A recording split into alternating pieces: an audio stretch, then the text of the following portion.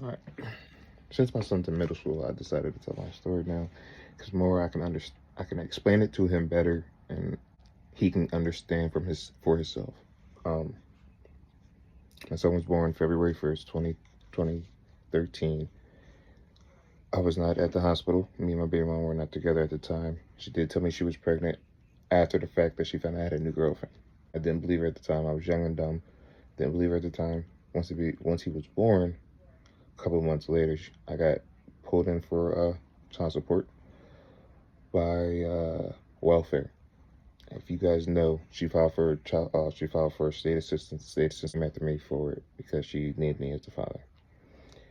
Me being me at the time, I decided to get a DNA test just to be sure because we were fucking around for 4 years.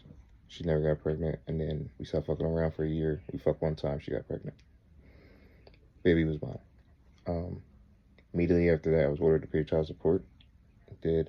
Got in trouble for a probation violation. I had to go and sit down in the county jail for a little bit. Came home, started working right away. Instantly, I wanted to see my son, spend some time with him. 6 months, close to a year, I came home, started seeing my son. I got a phone call one day at 6 o'clock. I was like, hey, I need you to come get your son.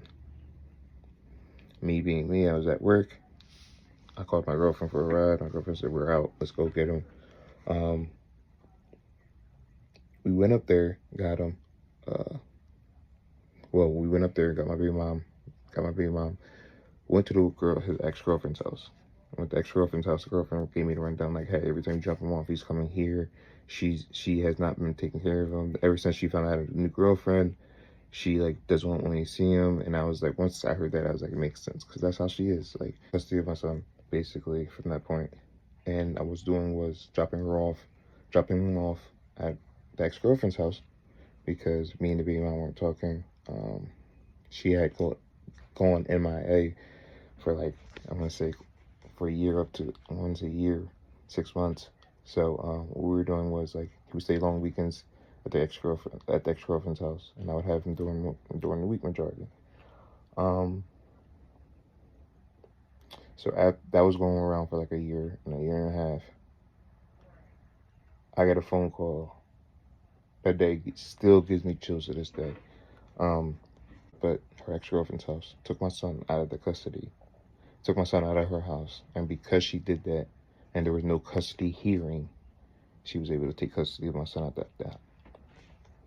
Now, at the time they were fighting and all that, the ex-girlfriend, she didn't do what she was supposed to do. She was supposed to press charges. You broke into your house, put hands on you, and took my son. Now, at that time, you should have, as a father on the phone with the cops, I couldn't do nothing. There was nothing I could do because there was no custody hearing, and the sheriff basically says, you're not here right now, so I got to go with the baby mama said. I had word for the sheriff officer, but it is what it is. So then she filed a petition for custody. Right after that, we went to court. I lost it in court, absolutely lost it in court. I should have kept my composure. At that time, I hadn't seen my son in like 4 to 5 months. I was hot. I got to see my son that day, gave him a hug and everything. And we was in court, in open court. I called her a gardening tool in open court. Yeah. Definitely shouldn't have done that. That definitely didn't help the situation. But I found out she moved to Pittsburgh. That's why I was so mad. I found out she moved to Pittsburgh. And because of that, the petition was now null and void because she no longer lived in Philadelphia. So I was mad because now she could take my son and there was nothing I could do about it. So after I called her a gardening tool, we went in the hallway, and she basically didn't want anything to do with me. She wouldn't let me hold my son in the elevator. So me, her, and my girlfriend in the elevator, and she's basically not letting me see my son. And one sheriff officer is in there, and I try to grab my son because I know there's no custody here. And I'm like, if I grab custody of my son, there's nothing they can do, right? That's what they told me last time. He threw me up against the wall and basically pinned me against the elevator until she got out the elevator and was walking up the street. Yeah. That happened back like 3 or 4. And then I didn't see my son for another 3 months. I just threw myself into work to basically. I got a call in April. No, May. She's like, hey, do you want to see your son? I said, absolutely. She's like, can you meet at the mall? We can talk. And I'm just like, when? Set a time. She's like, 4 o'clock. So I text, me being paranoid. I'm a very paranoid, like, I don't know if it's paranoid or just being on go, because the life that I was doing at the time. Very paranoid. So I called people I knew to set it up at the mall to make sure that everything was going smoothly. You know, had people in the mall, make sure everything was like copacetic. I'm not getting set up or anything. Met at the mall. She wanted to have a hot girl summer. That's all I can say. Hot girl summer. Hey, I want you to have him for the next couple months. But just promise me that you're gonna give him back to me when I ask you for it. I'm like, yes. In my head, I'm like, hell no. Fuck you. You high as hell. Not happening. She let me get my son. Instantly, I ran home with him. Everybody's happy to see him. My girlfriend, my mom, my sisters, his cousins. Everybody missed him. We're crying, like cheering, everything. This is where I messed up at. I should have filed custody papers right then and there, and I fucking didn't. Not thinking, even though I should have been. So the summer goes by. She comes back in like a little bit after September. I was like, hey, can we meet up for exchange? We're not. Like, I'm not. She was just like, she was mad. She was just fuming at the mouth, like, and I'm like, listen, it is what it is. You got a problem, call the cops. She did. She definitely called the cops. Appleton showed up on my door. I was at work. Basically asked for my son, produced the son. Like, basically, if you just give him somewhere, there's not a problem. And my sister handled it like a champ. She told him no. He's not here. My brother's not here. Come back with a warrant. They left. They called me, basically to say the same thing. I didn't answer the first time. They came back an hour later, apologized to my sister, told my sister to tell me to file custody for my son. I said, hey, we met her with her. She has no papers, nothing. We apologize for the disturbance. He needs to file paperwork, or someone needs to file paperwork, so this doesn't keep happening. Number 2 now, two warnings. I should have filed paperwork. I still didn't at this time. So that happened in 2016. So this is like a whole year goes by. All right, everything's copacetic. He's full-time living with me now. My girl's living with me now. There's no issues at this point. We're living good. A year later, I'm not even thinking about baby mom. March 29th. Yes, she called me up. Was like, hey, I haven't seen me this and the third. At the time, I was like, yeah, he does miss his mom. Like, I was just feeling sympathetic. She was like, hey, can we meet at the mall? And I was like, yeah. And I'm answering all these questions like, you're not going to try to snatch her. You're not going, you know what I mean? I'm asking the questions I should be asking. And in my head, I'm like, damn. I talk to people. People was like, yo, you should be, like, document everything. I like talk to my man. He was like, send text messages. Don't stop answering your phone. Send her text messages so you have proof saying that she's doing this. And I was like, right, you're right. And I started doing that. Go home. I asked my son, hey, like, you want to go see your mom? He's like, yeah. He's like, yeah, I love that. And take him to the mall. We're walking in the mall. For some reason, I don't know what it was. Look at every camera when you walk in. I'm walking in the camera. I'm walking in the room going like, boom, boom, boom, boom. Going like this. To every camera, I swear to God. To make sure that we didn't, like, they knew he came in with me. If that makes sense. We go to the food court. I get him a cinnamon pretzel. We sit down in the food court. He's smiling. He's waiting. Like, I could tell he's happy. Like, and she calls me and she's like, hey, where you at? I'm like, I should have answered. I'm like, I'm in the food court. She was like, and I heard her repeat it. So you're in the food court? And that was my first alert, like, something's up.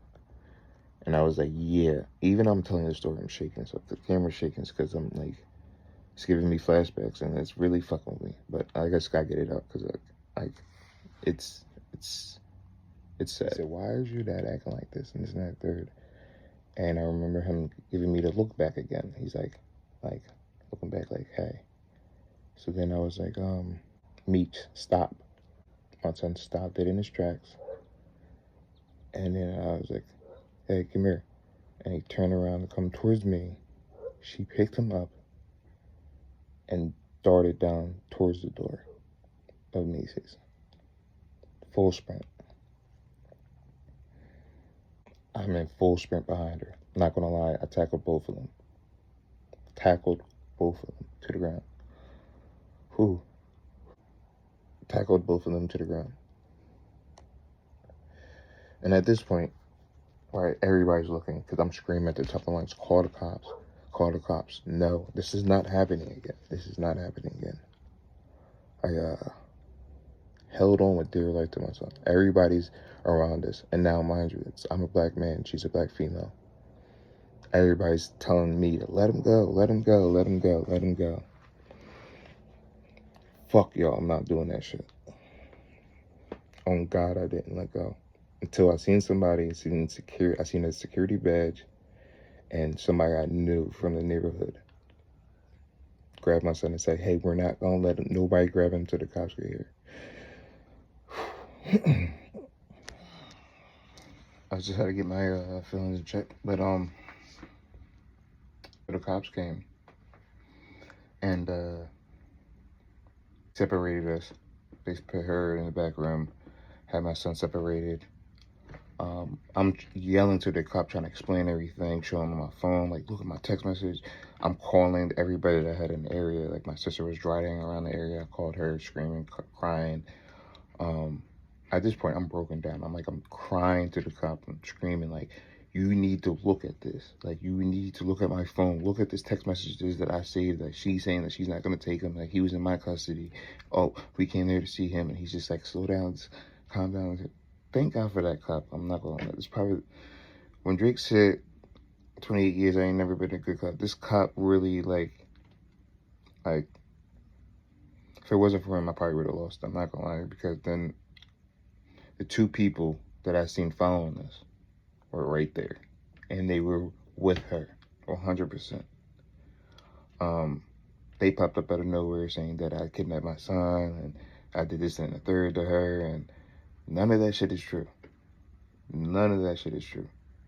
And I'm like, it's making it bad because we're doing it in a place where I live at. I live in this neighborhood. Like, I live right around the corner from the mall. So, like, they might not know me, but they know somebody in my family. They know somebody connected to me somehow, somewhere. My family's big out here. It's just this. The cop, like, look at my phone, look at my phone. He finally looks at my phone, he's going through the messages. He's like, my sergeant's on the way. This time, there's about, like, 10 cops coming in the door. I'm not lying. Like, I guess they got a kidnap call, and they just came 10-10. And the cop was like, I understand, like, just listen, calm down. We want to hear both sides of the story, explain everything, tell them everything. I guess his sergeant is the one that dealt with me the first time, dealt with her the first time. So I'm explaining everything. I called my mom, called my sister. I didn't call my mom. Called my sister first, and my sister started screaming. I couldn't hear her, so I called my girl. My girl was at home. I had the car, and she literally ran to the wall. Now, my girl's on the plus size, but she literally jogged to the mall until she met with my sister, and my sister picked her up. So I'm there, I'm yelling at the cops, talking to the cops. Security comes down. Another security comes down that was watching the room. And I'm telling the cop, like, look, I was looking at the cameras, making sure y'all knew I came in.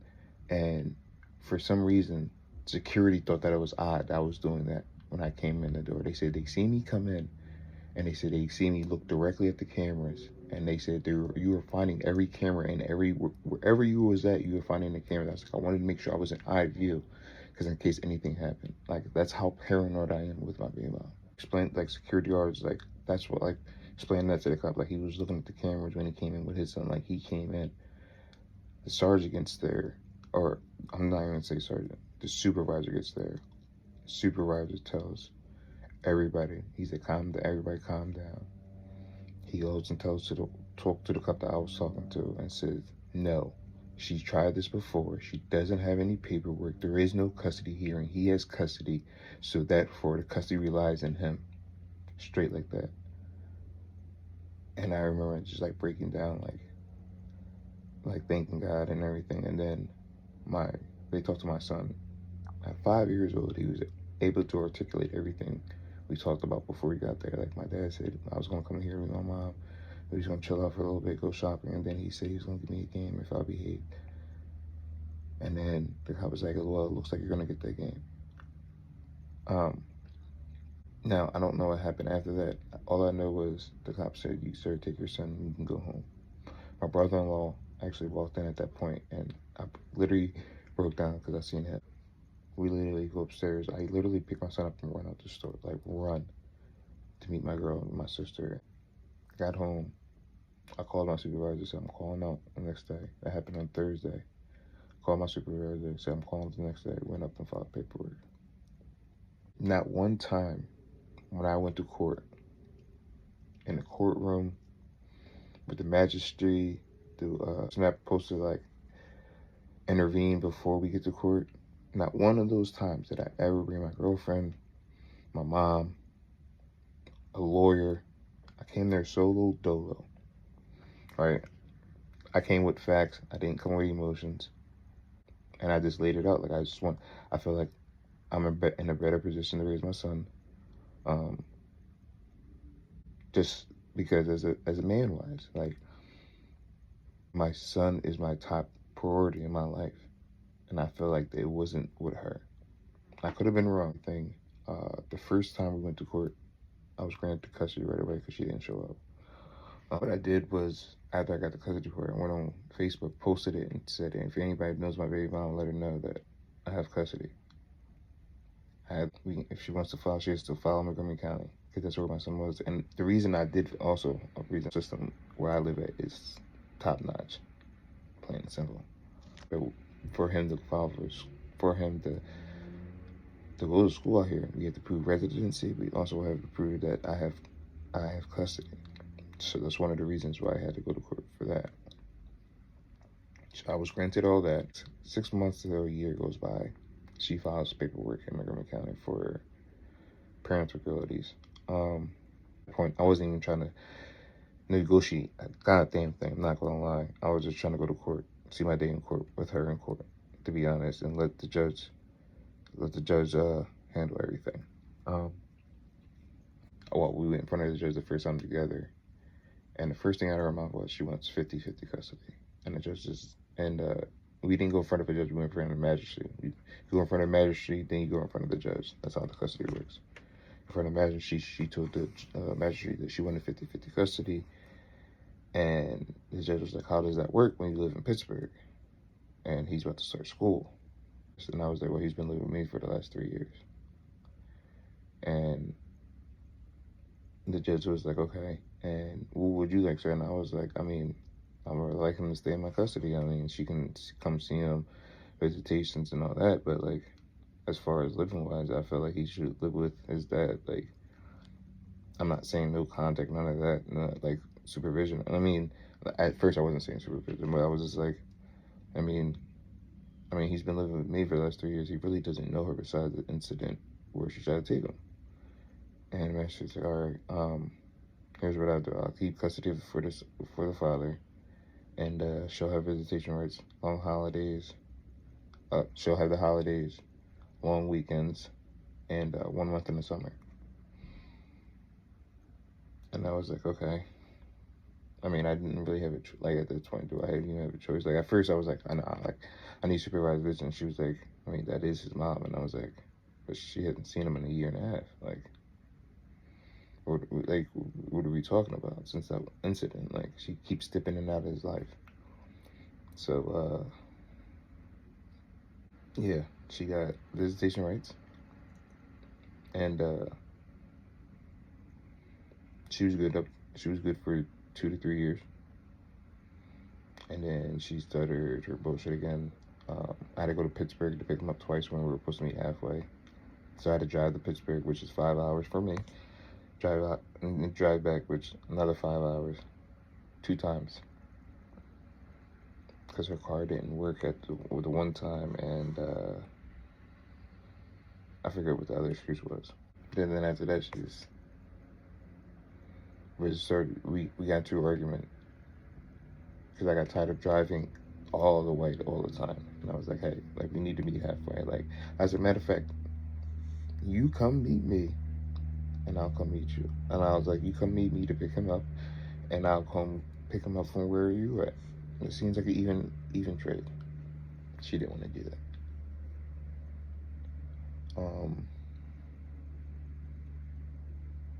And I say this to say that, and I tell you, and I'm telling this story, number one, is to get it off my chest. And I'm also saying this to whoever's watching. There's nothing in this world that I will not fight for my child. There's no mountain high enough. There's no cannon deep enough for me to stop me from going to get my son. And especially what's doing right by my son. Go get your child. Even if you can't get custody, get visitation. Several visitations. Work your way in. I just seen a lady talking about she gave up her rights because she was tired of arguing with her baby dad. I would argue every day, every hour, every minute, every second. He was 5 when this happened. He's now 12. He had to write an essay for school. In his essay, he wrote everything that happened. At the end of the essay, he said, me and my dad were so emotional, but my mom was emotionless. My mom was standing there. No tears, nothing. My dad was crying, tears coming down his face. I was crying because I was scared. My mom didn't show no emotions. This is me learning as a parent that I may have thought, like, well, maybe he put it in the back of his head and forgot about it. No, he carries that just like I do.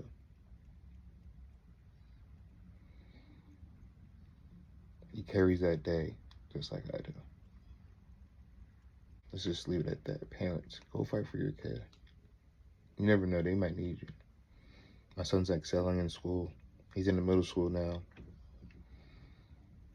I can't wait to see what these years bring.